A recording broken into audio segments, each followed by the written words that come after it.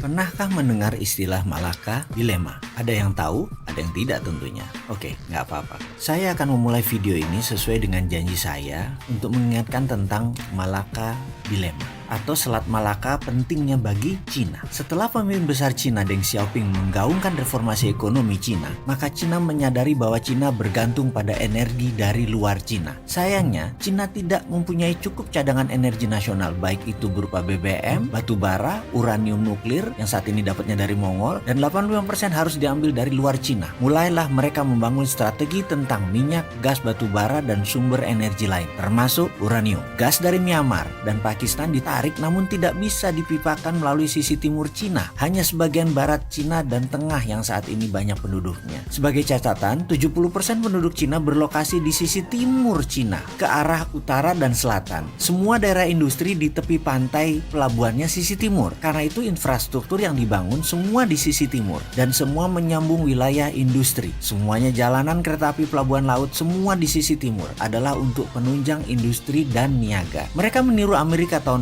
40-an dan tahun 60-an. 20 tahun Amerika membangun criss-cross, jalan bebas hambatan di seluruh Amerika dan kereta api. Dan itu adalah semua menyambung jalan industri dan kebutuhan logistik. Itu yang terlebih dulu, bukan untuk kebutuhan kendaraan pribadi. Itu adalah strategi Cina dan itu adalah strategi Amerika. Cina menarik gas dari Pakistan dan Timur Tengah akhirnya harus dibuat dalam bentuk LNG karena jalan laut lebih murah. Selain itu lebih mudah handlingnya. Energi Cina ditarik juga dari Afrika Timur, dari Afrika Tengah dan dari Timur Tengah atau Selat Hormuz. Semua melalui Pakistan, Myanmar, dan terakhir pasti lewat Selat Malaka. Yang berikutnya adalah Cina perlu batu bara dari Indonesia dan dari Australia yang paling besar. Dan batu bara tersebut semuanya lewat Selat Makassar. Strategi obor Cina, One Belt One Road Cina, ada hal yang ditarget kepada negara-negara pemberi energi Cina, yaitu pasti di trap. Ini yang namanya geopolitik Cina. Kita harus kenal sekali yang namanya geopolitik Cina. Apa buktinya Indonesia misalnya di trap? Sebentar, kita lanjut ya. Sisi tahun 2006, Cina sadar betapa pentingnya Selat Malaka, betapa pentingnya Malaysia dan Indonesia. Karena energi, minyak, dan gas merupakan 60% kebutuhan energi Cina. Maka, manuver terhadap Malaysia dengan membangun aliansi penguasa waktu itu dan petinggi UMNO, dulu adalah Najib, dan berusaha Najib adalah di tangan Cina. Cerita itu bukan cerita angin semilir. Kita tahu bahwa setiap pemerintahan, setiap pemilu, negara asing selalu berkepentingan untuk bermain. Sementara di tahun 2006,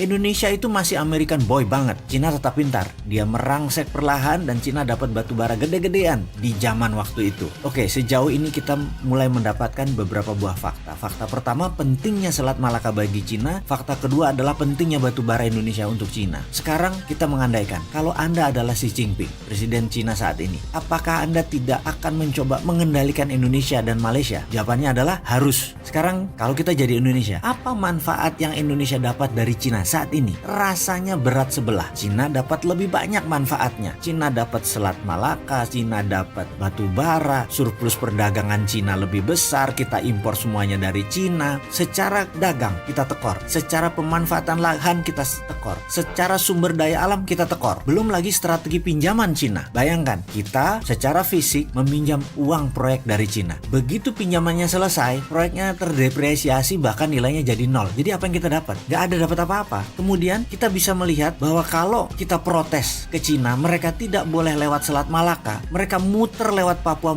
Nugini, itu bisa menambah 7 hari baru kapal dari Selat Hormuz bisa sampai Cina. Ini terlihat naif, terlihat kayak anak kecil. Tutup Selat Malaka, terlihat kayak anak kecil. Bayangin, kalau Selat Malaka ditutup kan bisa lewat Malaysia gitu ya. Gak apa-apa, silahkan. Tapi yang terdalam lautnya tetap aja sisi Indonesia. Atau gini deh, apa yang terjadi kalau Indonesia dan Malaysia kompak menjepit Cina? Nah ini menarik, ada kata-kata kalau Indonesia dan Malaysia kompak. Jadi kalau Anda Cina, jangan bikin Malaysia dan Indonesia kompak, ciptakan konflik terus-menerus dan gampang itu. Lalu ada timbul pertanyaan, jadi konflik itu diciptakan? Jawabannya, ya iyalah. Kalau Anda pernah belajar di Lemhanas, apalagi pernah ikut Sesko TNI Polri, itu pelajaran dasar. Tapi bentar, ada LSM yang sudah diinfiltrasi dengan pemahaman barat bahwa TNI Polri itu pelanggar HAM. Ini sekali lagi, LSM itu dimainkan untuk memperlemah pertahanan dan keamanan nasional. Dan hebatnya lagi, mereka itu orang Indonesia yang nggak sadar bahwa mereka itu pion strategi dari ideological warfare negara asing. Semua demi kepentingan. Disinilah peran pertahanan dan keamanan nasional penting untuk diutamakan sebelum membuat kebijakan nasional. Jangan Jangan sampai Kementerian Perdagangan yang di depan, biar jadi raja impor lah kita. Kemudian dari sisi geopolitik, semakin mengerti bagaimana peran Indonesia di mata Cina, semakin mengerti apa kebutuhan Cina akan energi, semakin paham Cina dengan obornya yang mengendalikan 2/3 dunia itu niatnya apa. Sekarang sisi Amerika, butuh tahu paham lebih jauhkah tentang Amerika atau kita bedah Cina lebih detail?